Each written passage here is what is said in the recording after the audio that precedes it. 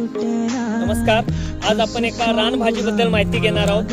आपण ज्या शेंगा पाहतात त्यांना आबईच्या शेंगा किंवा बऱ्याचशा भागामध्ये याला पटडीच्या शेंगा असेही बोललं जातं. रक्तातील हिमोग्लोबिनचे प्रमाण वाढवण्यासाठी या उपयुक्त अशा शेंगा आहेत. तसेच बऱ्याचशा आजारांवरती याचा उपयोग केला जातो. साधारणपणे ऑगस्ट सप्टेंबर महिन्यामध्ये या शेंगा कोवळ्या असतात त्यावेळेला याची सुंदर अशी भाजी बनवता येते आणि ही उपयुक्त अशी रानभाजी आपल्याला इथून पुढेही खायची असेल तर यांच्या बियांचं संकलन केलं पाहिजे. त्या बिया रुजवल्या पाहिजेत. आपल्या पुढच्या पिढ्यांनाही या रानभाजीची ओळख करून द्यायची असेल तर याचं संकलन करणे गरजेचं आहे. या बिया संकलित करूया आणि पुढच्या पिढ्यांसाठी याची लागण करूया. आपल्याला माहिती आवडल्यास व्हिडिओला लाईक करा, शेअर करा आणि असेच नवनवीन व्हिडिओ पाहण्यासाठी चॅनेलला सबस्क्राईब करा.